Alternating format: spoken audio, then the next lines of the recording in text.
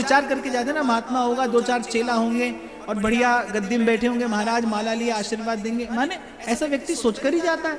अब कबीर जी भी सोच कर गए कि बड़ी नामनिष्ठ है, भजनानंदी संत है, और वो पड़ोसन के साथ झगड़ रही है, और झगड़ भी रही है किसके लिए? गोबर के कंडों के लिए। अब कबीर जी ने कहा, बोले झगड़ा भी हो रहा है तो कोई हीरा मणि मोती माणिक का झगड़ा नहीं, गोबर के कंडों का झगड़ा है। तो कबीर जी ने पूछा जना भाई से, बोले भाई गोबर के कंडों के लिए झगड़ती है? तो जना भाई ने पूछा आप कौन है? कबीर जी ने कहा नहीं। बोली आप हैं कौन, क्यों आए? तो जना भाई ने कहा मेरे कंडे साधारण नहीं है।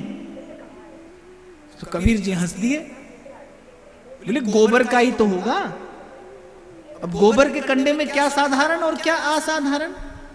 जना भाई बोली कि मेरा कंडा साधारण नहीं है, कंडे के लिए नहीं झगड़ती, मेरा कंडा तो भजन करता है, मेरा कंडा तो विठ्ठल बोलता है। कबीर जी के कान खड़े हो गए। अब कबीर जी बड़े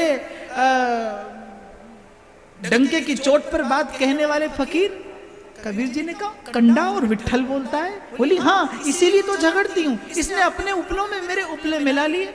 मुझे उपले की चिंता नहीं, पर मेरा उपला विठ्ठल कहता है। कबीर जी ने उपले उठाए, बोले मैं निर्णय करता हूँ, 2-4 उपले कान से लगाकर फेंके यहाँ वहां, और अचानक कबीर जी के हाथ में एक उपला आया। कबीर जी का रोम रोम रो पड़ा। जनाबाई जी को साष्टांग दंडवत प्रणाम किया कबीर जी ने। कोई कान से लगाया हुआ उपला ध्वनि आ रही थी, विठ्ठल विठ्ठल विठ्ठला पांडुरंग विठ्ठला, विठ्ठल विठ्ठल विठ्ठला पांडुरंग विठ्ठला, भजो विठ्ठल विठ्ठला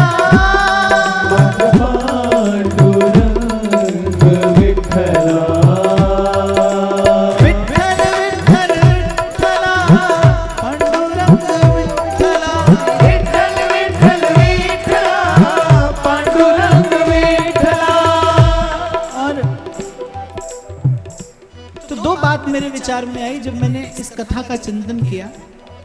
एक तो मैंने कहा नाम की महिमा है। देखो एक मूर्ख व्यक्ति से, एक जड़ व्यक्ति से, एक शठ व्यक्ति से कोई भजन करा ले तो समझ में आता है कि वो कितना भी मूर्ख हो